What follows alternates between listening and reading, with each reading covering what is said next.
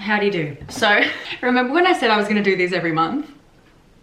Me neither, never said that. And I'll try to do one of these every month. Never said that, actually. Never said it. Welcome back to another episode of Reading Through the Decades. Our first one, we had a look at the 2020s. I think we're gonna focus less on the books themselves and more on like the impact these books had on like pop culture and like the literary world. I feel like that's probably the best way to go about this series here on my channel. If you disagree, comment and tell me why. Okay, so for the 2010s, this decade is honestly so unique because the 2010s is the decade in which social media really, I'm not gonna say the birth of social media, but like this was the decade in which social media really took off. Before it was the monster it is today, I feel like it was the golden age of social media. I think we'll look back on the 2010s and I really feel like it was a moment in time and we're never gonna have anything like that again. The 2010s in the literary world, honestly, the key decade for defining like the young adult genre. Prior to the 2010s, we had like the teen genre thanks to things like Harry Potter and like Perks of Being a Wallflower and all those type of books, right? Which we will talk about in our next episode talking about the 2000s. We'll definitely go into that. But I feel like the 2010s is really what kind of carved out a space for that demographic of readers that I feel like wasn't really there before and like wasn't really there in any sort of like quality, decent capacity prior to that. You know what I mean? First of all, speaking in terms of the book community, like book bloggers really came onto the scene. Like social media book community was born in the 2010s. Mainly around like 2013, 14 is when BookTube became a thing and like book bloggers were really a thing and Bookstagram. So with that being said, the books that I've picked for this video, The Fault in Our Stars, The Hunger Games, All the Light We Cannot See, Gone Girl, and 50 Shades of Grey. Let's start with The Fault in Our Stars. So this was my first time rereading the book since I read it as a teenager. This was a ride, honestly. It didn't like hit me emotionally as hard as it did the first time, which I feel like obviously because I know what happens, it didn't hit the same and I wasn't expecting it to hit the same. This really inspired the sick lit genre becoming really popular around like 2014 to 2017. After the popularity of The Fault in Our Stars, we got things like, do you remember like we had Everything, we had Me and Earl and the Dying Girl. I think that was published before, but it became popular after this one took off. All the Bright Places, which was more exploring like mental health instead of like physical sickness, but Zach and Mia, like we had a heap. It really like it rained down sick lit books during that time period. I feel like this book also and the movie adaptation, oh my god, and Boom Clap, that song.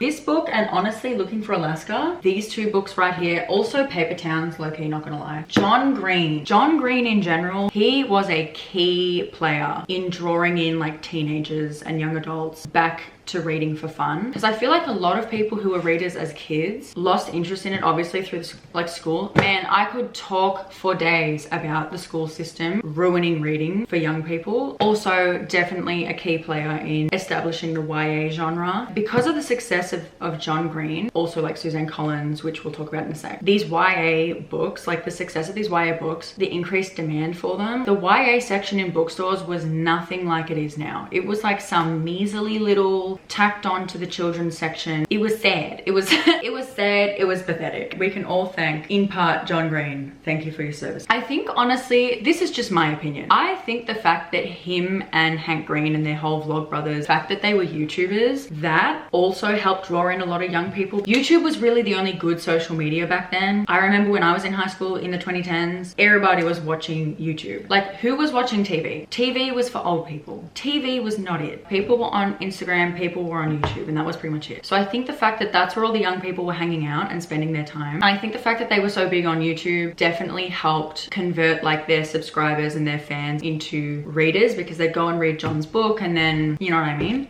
I think that obviously played a big role too. You know what I mean? If you don't know what I mean, just read my mind. Like, I'm not explaining any further. But anyway, brief summary. I'll give you a brief overview of the story for those who like live under a rock and don't know. This follows a 17-year-old girl called Hazel Grace Lancaster. She was diagnosed with stage 4 thyroid cancer when she was 13, but then thanks to this drug, this fictional drug, it's not real, put her into remission. But anyway, she has like a breathing machine. She attends like a support group for terminally ill teenagers. Basically at the support group is where she meets the love interest Augustus Waters. He's in remission for cancer as well. And like he's had his leg amputated, so he has a prosthetic leg. leg. And then they have another friend called Isaac. Throughout the book, spoiler, he goes blind. So he's dealing with that. And like, that's kind of their little group. And then Augustus and Hazel end up dating, obviously. The main plot of the book, aside from their relationship, obviously, is Hazel is really obsessed with this author who wrote this book about a girl who I think dies from cancer. And the book abruptly ends when she dies. She's read it like 100 times. She gets Augustus to read it. Anyway, they get really into it and they're trying to like track down the author to ask him what happens to all the other characters after the book ends. So the author's apparently like a recluse. He's living in Amsterdam. He hasn't written a book for years. So the book essentially follows the story of their relationship and then that whole plot line with trying to track down the author and find out what happens after her favorite book ends. That's the plot.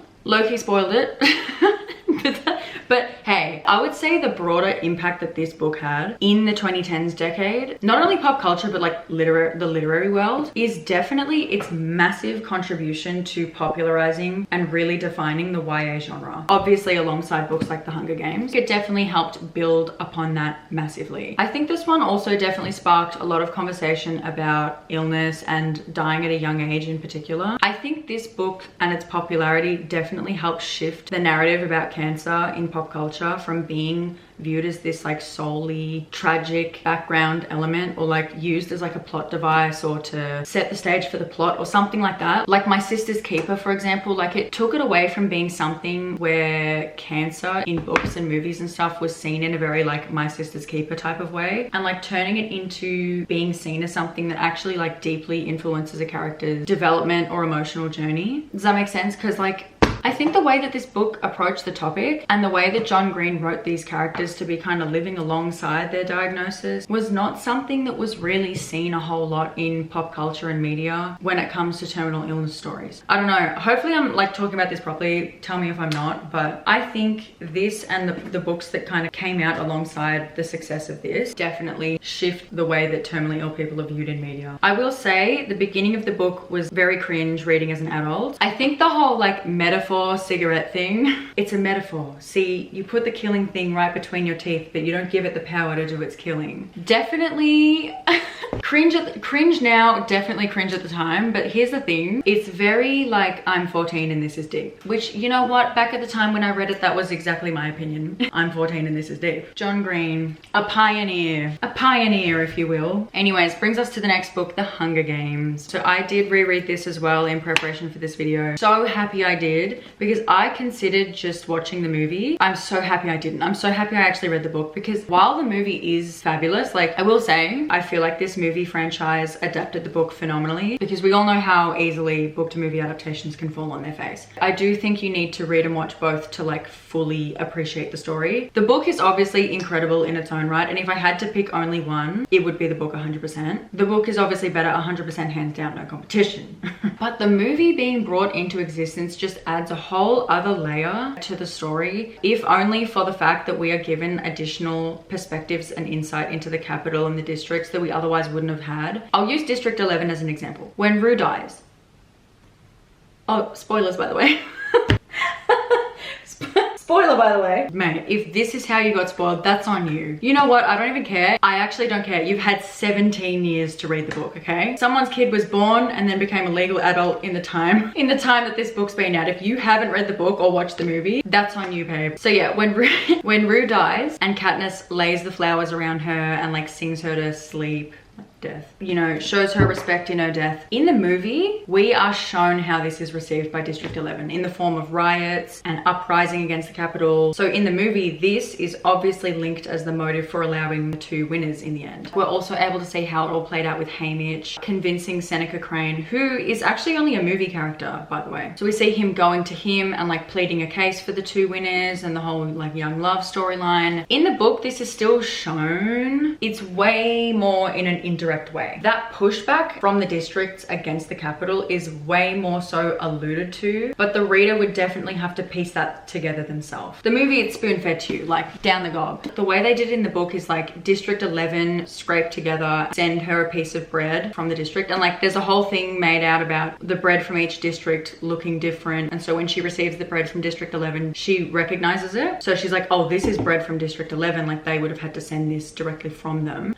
It's a whole thing. Like if you can't get down with the bread. Like, if you haven't read the book, you would not be able to get down with the bread storyline, but like, it's a whole thing. So for that to be sent to her via like the sponsor care package, she makes a note of like how much this would have taken to be sent that from another district, especially a district like District 11, who are almost as poor as District 12, and how it's just something that just doesn't happen. Like, another district sending a care package to a contestant that's not from their own district is just, why would they ever do that? You get what I mean? Like, it's just, things are just done in a different way. So that's what I mean with like watching the movie. It just kind of like adds a little something else. But anyways, the Hunger Games, the influence of the Hunger Games was crazy. This honestly inspired, I would honestly say this book right here and the success of this and the movie deals and everything was a huge player. I mean, books like Divergent, like, because when did Divergent come out?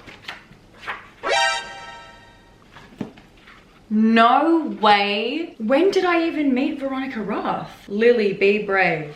Veronica Roth. It's personalized. There is no way I have a signed copy of Divergent personalized. I've been lending this out to people. That's insane. Wow, look at me. Better than everyone. Better than all of you. Oh my God, that's gonna so go to my head owning this. You know what I mean? You wish you were me. Oh my God, you wish you were me. Like, anyways, I forgot what I was about to say. Yeah, this definitely inspired the whole YA dystopian trilogy, honestly, phenomenon. I think originally they were trying to be like, this is an adult book, but then it kind of got moved across into the whole YA. Because I remember my mum read this and it was like marketed towards adults back in the day. My mum was an OG fan, honestly. She was an OG. She read this like the year it was published. Love that for her. Watch that go to her head now.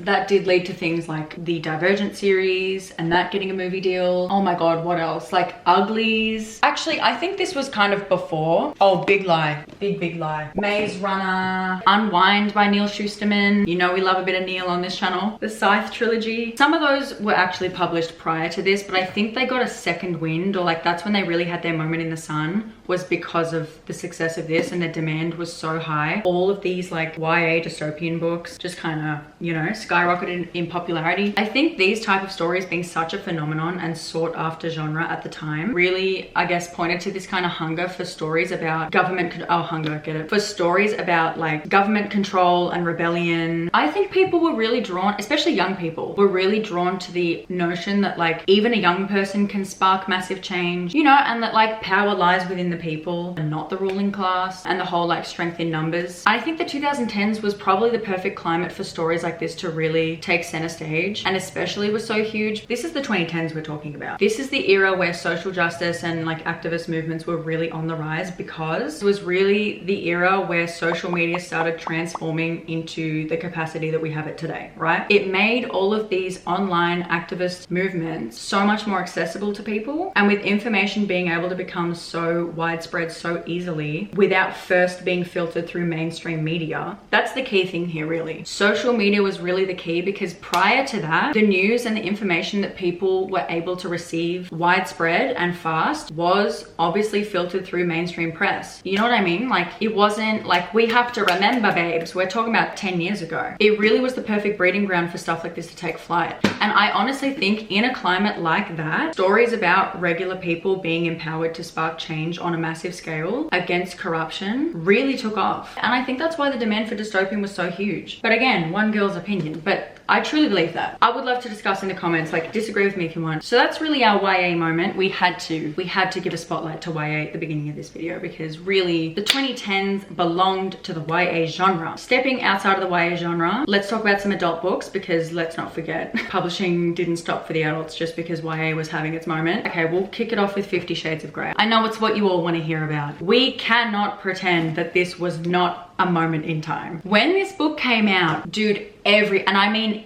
every middle-aged woman had this book in her hands. It was everywhere. It was everywhere. It was like an infestation. This was the real pandemic. Okay, so let's talk about the significant cultural and literary impact that this book had. Definitely played a key role in normalizing BDSM and erotica, bringing that into the mainstream media. And though it was very controversial at the time, it really did lead to a lot of conversations about sexual preferences and kinds and consent. And it really really made all of that way more visible in public conversation. And it also led to like broader acceptance of erotica in pop culture and the literary world. Because let's be so real, all of these like book talk smart novels and like spicy whatever being so widely marketed and read and accepted is all thanks. I would honestly go so far as to say that it's all thanks to this book, because I can't think of another erotica novel doing numbers like this and changing the climate around how erotica novels were seen in any way close to how this series did. So, you know, while 50 Shades is a meme and trash, none of that would be here if it wasn't for it. A lot of criticism about the book is mainly to do with the like controlling aspect of the relationship. It got a lot of flack for romanticizing that. And then I guess if we're talking about the impact that this had on the literary world, I mean, as I said before, there being way more demand for erotica in romance novels, and like that slowly becoming like you can find smut in regular romance novels now. You don't have to go to the erotica section to like specifically get a book like that. They're putting it in just like regular. Actually, I think this book, like speaking about the influence it had in the literary world, I think this book really demonstrated the power of self-publishing. Like, as this was originally a fan fiction turned into a self-published novel that gained such traction and popularity, it eventually got picked up by a traditional publisher, and then obviously the movie deals and everything. And I think that paved the way for other self-published authors to break into the mainstream with stories that honestly would have been otherwise gatekept by traditional publishing houses. Anyways, if you want to hear my thoughts on the story itself, I made it into a vlog, so I don't know if it will be up. It's probably not going to be up by the time this is uploaded, but it will be the next video up. The next book I want to talk about for the 2010s is, this cover is disgusting, don't hold it against me. I found this in an op shop for $2. It is what it is. Gone Girl by Gillian Flynn. This is the only one that I didn't reread for the video, so forgive me. So this is a psychological thriller that follows the disappearance of a woman called Amy Dunn. She goes missing on the day of her 5th wedding anniversary with her husband Nick. The story is told from two perspectives, which are Amy's diary entries and then the husband Nick's point of view. As the investigation into her disappearance unfolds, it becomes kind of clear that something is awry. Something is amiss. Not everything is as it seems. So big spoiler warning here. Mute until this picture goes away if you don't want to be spoiled if you haven't read the book, although I think everyone knows. Essentially, Amy has orchestrated her own disappearance as a way to frame Nick for murder, in a way of like seeking revenge for an affair that he had with she wasn't a babysitter because they don't have a kid, but a cleaner. Was she a cleaner or a maid or something? I think she worked for them somehow. I think she was hired help. Some young college student called Andy. I think she might have been a neighbor. So the book's main themes are things looking at things like manipulation, the influence of the media, and just like the general complexities of marriage and married life. Yeah. There's a bunch of twists and turns. It's just a pretty cooked experience reading it all round. So this book really blurred the line between thrillers and crime novels. She kind of twisted the expectation of this book's genre by like such a shocking plot twist. Now, okay, if you're gonna fight with me in the comments about if the plot twist was predictable or not, leave. Honestly, there's the door, bitch. There's the door. Don't let it hit you on the way out. I read this when I was 15. I was literally rattled to my core. All right, I don't want to hear I predicted it. Like, okay, big brain, get out. I honestly think all of that set a new standard for the thriller genre. It honestly led to a whole insurgence of books with like unreliable narrators and like exploring darker, morally ambiguous and like gritty stories and characters especially about like psychological manipulation. Like we've got, where is she? Good Old Girl on the Train. This one for sure. And again, whether some of these books were published beforehand, they saw a second wind and they saw probably the bulk of their success on the coattails of Gone Girl. Okay, say I'm wrong, I'm right. You know what else? You know what else? I think this also sparked a lot of conversation about, you know, roundabout way, like gender roles in marriage and relationships, particularly with that whole like cool girl monologue. Like that's still being touted today, and you're kind of seeing how the roll-on effect, we're still seeing the roll-on effects of that. You know, the cool girl monologue, like you're expected to be perfect, and it was basically the Barbie monologue before the Barbie monologue. Anyways, that's really all I have to say about that. I didn't reread the book, so I don't have like really any further thoughts. And finally, we have All the Light We Cannot See by Anthony Doerr. Historical fiction, takes place in World War II Germany, France, not the same country. Marie-Laure, how do you pronounce her name? Marie-Laure. Her name is Marie-Laure. Sorry. Sorry, can't speak French. Tried, failed. Marie-Laure. We're gonna call her Marie-Laure. Oh, that's so bad though, I can't. We're just gonna call her Marie, right? So she goes blind at the age of 6. She lives with her father. Her father is honestly a G. He is really dedicated to not allowing her blindness to like debilitate her. He basically trains her rigorously to use her other senses to like find her way around. He actually makes all these really intricate replicas of the city in order for her to use them as a map to like learn and memorize the streets of the city. Like, he's just amazing. He finds all of these like books in Braille for her to keep up her learning, and he's actually just amazing, honestly. I didn't know this before I went into it, but there's this whole like magical realism element. There's this whole like subplot line where there's this myth about this gemstone. That the myth is that anyone who possesses the jewel will live forever, but everyone around them will experience like misfortune and will come into harm's way 100% guaranteed. So there's 3 copies of the jewel being held at the National Museum of Paris. There's 1 real one, obviously, and then 2 fake ones. Obviously. And 3 men are given the stones. Marie's father is one of them.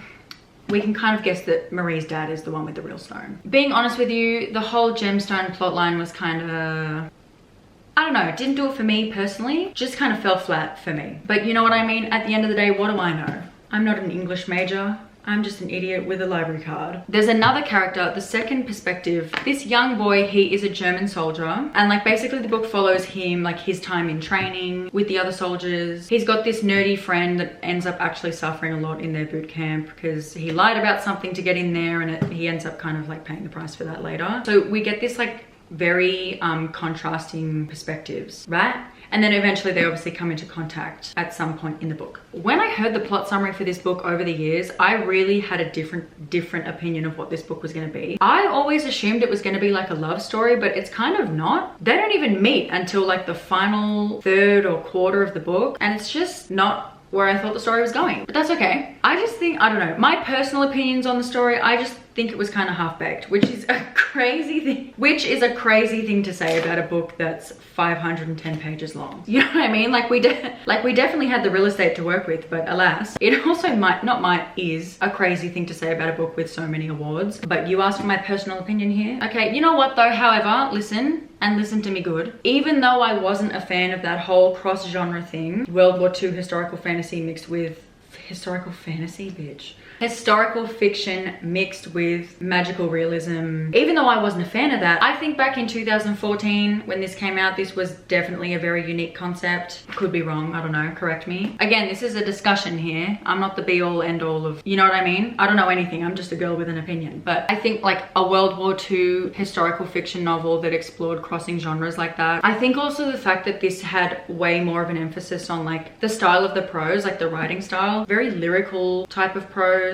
which was definitely outside the norm for the genre at the time. And I think this book's success definitely influenced other historical fiction writers to do the same in writing style for this genre in the years following. I think maybe another thing would also be like the dual perspective. Mainly the focus on, honestly, these 2 main characters being kind of like underrepresented voices. The 2 protagonists being 1, a blind girl during World War II, and 2, a World War II soldier, like a book written from the perspective of one of the soldiers. I think in the context of World War II stories, these 2 characters definitely offered readers like a different, less familiar perspectives to read from. That's kind of all I have to say about this. So all in all, the 2010s was a wild decade. That's pretty much it for this video. I hope you like the books that I picked. I'd love suggestions for books to look at for future episodes because I have my own list, but everyone has different ideas of what was like the book of the time. Leave your thoughts below. Like, again, I'm not an expert on this. I have never studied any of this type of stuff. I'm not an English major. I'm not like a English student. So it really is just one girl and her opinion. So I would love to hear what you all have to say in the comments below. Like I said, please be nice. I'm just a dumb bitch with a library card. But yeah, thanks for watching. Keep it real. See you in the next decade.